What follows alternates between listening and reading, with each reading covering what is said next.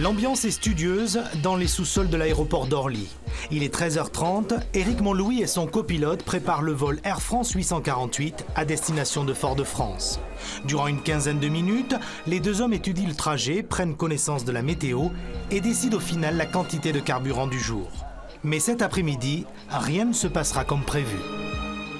On a une panne actuellement sur l'avion qui est un no-go. Voilà, donc les mécaniciens sont sur l'avion. Voilà la situation du moment. Après les hôtesses et les stewards, le commandant de bord va devoir trouver les mots. 500 passagers attendent en salle d'embarquement. Bonsoir, je suis le commandant de bord du vol de l'Air France 848 à destination de Fort-de-France. On a une panne actuellement technique qui concerne... Commence alors une longue attente. Elle durera un peu plus d'1 heure, le temps pour les mécaniciens de remplacer le système défectueux et de vérifier que le nouveau fonctionne correctement. Il est 16 heures, les mécaniciens informent le commandant de bord que la panne est résolue. Éric donne le feu vert, les passagers peuvent embarquer. Dans le cockpit, les deux pilotes entrent le plan de vol dans l'ordinateur de bord. L'avion partira avec 1h25 de retard.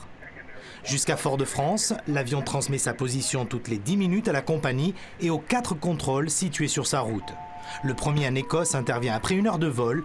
C'est lui qui donne l'autorisation de traverser l'Atlantique. C'est le contrôle écossais qui nous donne cette autorisation à travers son ordinateur. Il a l'ensemble des avions qui partent de l'Est vers l'Ouest. Il gère les espacements avions, les niveaux, les vitesses. On nous impose un niveau plus bas, donc nous serons obligés pour le début de la traversée de descendre d'un niveau de 1000 pieds. Durant ce vol, l'avion observera une trajectoire précise jusqu'à Fort-de-France grâce à 2 GPS qui vont maintenir l'avion sur la route prédéfinie dans l'ordinateur. En cas de panne, le 777 ne sera jamais à plus de 3 heures d'une piste pour un atterrissage en urgence.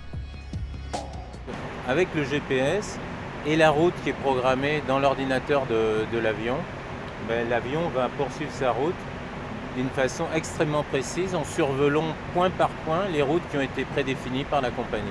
Cette ligne Paris-Fort-de-France, Éric l'a empruntée plus d'une centaine de fois. La Martinique, c'est son île, celle où sont nés ses parents. Dans l'avion, la chef de cabine principale est une amie de 20 ans. Éric, forcément, a des qualités de rigueur, d'exigence. Et ce qui est très agréable, c'est que pour ses collaborateurs et ses amis, on a un réel sentiment de sécurité à ses côtés. Notre descente est prévue dans une dizaine de Après 7h45 de vol, le 777 atterrit avec seulement 25 minutes de retard. Éric restera 48 heures sur son île avant de repartir, direction Orly. 1h20 de retard.